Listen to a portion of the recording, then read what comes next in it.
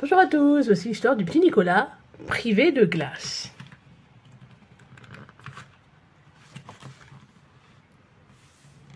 Quelle chaleur aujourd'hui! Il fait si chaud que les garçons n'ont même pas la force de jouer au foot pendant la récré. Soudain, une musique familière retentit dans la rue. C'est celle de la camionnette du glacier. « Qui veut mes bonnes glaces ?» clame le marchand en s'arrêtant devant le portail de l'école. Les enfants accourent aussitôt. « Monsieur, nous on en veut une !» s'écrient eux en se perchant sur les épaules d'Alceste pour atteindre la grille. Et ils se retournent vers les copains. « Vite, donnez-moi des sous !» Mais les garçons ont beau fouiller leurs poches, ils n'y trouvent que des billes et de vieux papiers de bonbons. « On n'a pas une seule pièce, » gémit Nicolas. « Moi, j'ai assez pour me payer un double cornet si je veux, » se vante Geoffroy. « Chouette, j'adore celle à la fraise, » se réjouit Alceste. Mais Geoffroy n'a pas du tout l'intention de partager. « Hé, si vous voulez une glace, vous n'avez qu'à demander de l'argent à vos parents. » Les garçons fixent leurs copains d'un air fâché. Eudes bondit des épaules d'Alceste pour se poster face à Geoffroy. « Hé, tu crois peut-être qu'on va te laisser te régaler devant nous sans rien dire ?» Et Nicolas ajoute. « Tu peux acheter ta glace, mais ne compte pas sur nous pour te faire la courte échelle. » Geoffroy comprend qu'il n'arrivera à rien sans ses copains. Il n'a donc pas le choix. Il doit partager en échange de leur aide. Il grimpe sur les épaules d'eux et passe commande. Le marchand lui tend enfin le cornet tant désiré à travers les barreaux de la grille, quand, catastrophe, une grosse main s'en empare avant lui. « Confisqué !» tonne le bouillon. « Il est interdit de manger des glaces dans la cour de l'école !» Les garçons protestent, mais le bouillon a déjà tourné les talons en emportant la belle glace fondante qui coule entre ses doigts. « Hé, il a léché notre glace !»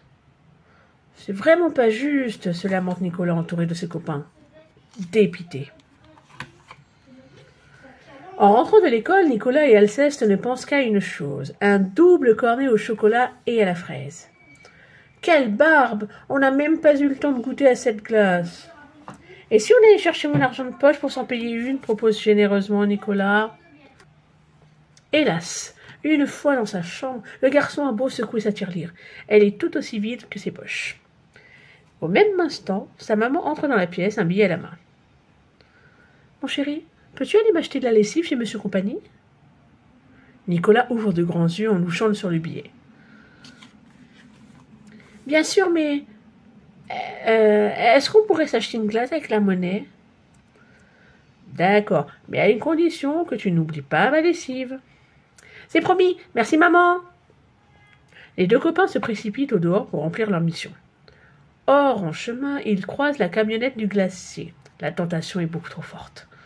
« Hé, prenons les glaces tout de suite !» craque Nicolas. « On ira chez Monsieur Compagnie après. » Aussitôt dit, aussitôt fait, les deux amis se retrouvent chacun avec un double cornet géant chocolat fraise entre les mains. Nicolas paye avec le billet de maman et récupère 3 pièces de monnaie. Mais au moment où il s'apprête enfin à se régaler, patatras, son pied bute sur le bord du trottoir et sa précieuse glace fait un vol plané pour s'écraser par terre. « Oh non !» s'écrie Nicolas à genoux devant son cornet retourné. Le regard d'Alceste passe de sa glace intacte à celle de Nicolas gâchée. « Je dois rentrer !» bafouille-t-il en serrant son cornet. « Déjà ? Bah ouais, faudrait pas que j'arrive en retard pour le goûter. » C'est au tour du gourmand de ne pas vouloir partager. Il s'éloigne rapidement en avalant sa crème glacée à grosses bouchées. Pauvre Nicolas, le voilà doublement privé de glace. Et ses malheurs ne sont pas terminés. Une autre mauvaise nouvelle l'attend chez Monsieur Compagnie. Lorsqu'il tend ses 3 pièces pour payer la lessive, celui-ci s'écrie. « désolé mon garçon, mais tu n'as pas assez d'argent. »« Quoi ? Mais ce n'est pas possible !» se lamente Nicolas en réalisant sa bêtise. « En plus, je vais me faire gronder par maman. » En effet, le garçon ne s'est pas trompé. De retour à la maison, il doit affronter la colère de sa mère. « Je ne suis pas contente du tout !» peste-t-elle. « Tu aurais dû acheter la lessive d'abord. Pour la peine, tu seras privé de glace pour toute la semaine. Oh non, maman, s'il te plaît, c'est trop injuste. Mais Nicolas a beau supplier, sa mère reste de glace. Effondré, le garçon va bouder à l'ombre du platane dans le jardin, quand soudain, son père rentre du travail. Bonjour Nicolas. Tu as bien fait de te mettre à l'ombre. Quelle canicule. C'est vraiment un temps à se rafraîchir avec une bonne Une joyeuse ritournelle l'interrompt. Hé, justement, voici le glacier, s'écrie gaiement papa. Tu en veux une? Nicolas bondit. Oh oui, papa, j'en meurs d'envie. Pas de chance. De la fenêtre de la cuisine, maman a tout entendu. Non, Nicolas est puni et il est privé de glace. Pauvre Nicolas, sa glace lui passe à nouveau sous le nez. Mais qu'est-ce qu'il a fait? S'étonne papa. Je t'expliquerai plus tard. En attendant, je préférerais que tu évites toi aussi d'en manger devant lui. Autour du papa de Nicolas d'être déçu. Surtout quand son voisin apparaît derrière la haie en paradant avec un énorme cornet à la main. Ah, mais quel délice! Vous n'en prenez pas? On n'a pas le droit, grogne Nicolas, on est punis. Punis, tous les deux? Se moque M. Blédur. Je vous plains, avec ce soleil. C'est un régal. Pauvre Nicolas et pauvre papa. Décidément, aujourd'hui, maman ne leur laisse pas de répit. La voici qui revient à la charge.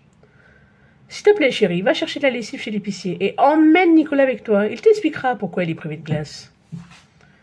Père et fille se mettent en route. Dans la rue, Nicolas raconte toute l'histoire à son papa qui, bien sûr, lui fait la morale. Jusqu'à ce qu'il croise Eudes, Clotaire et Maxent. Et que font les trois garçons? Ils dégustent une bonne glace, bien sûr.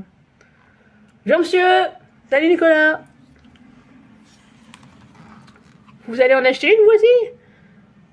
Les apostrophes Clotaire avec un clin d'œil. Dépêchez-vous, le glacier est là-bas, ajoute Maxent. Elles sont vraiment terribles, achève Eudes en se léchant les babines. Les trois garçons repartis, papa soupire en regardant la camionnette du glacier. C'est vraiment dommage que tu sois puni, hein. Mais on pourra en prendre une sans rien dire à maman, suggère ce coquin de Nicolas.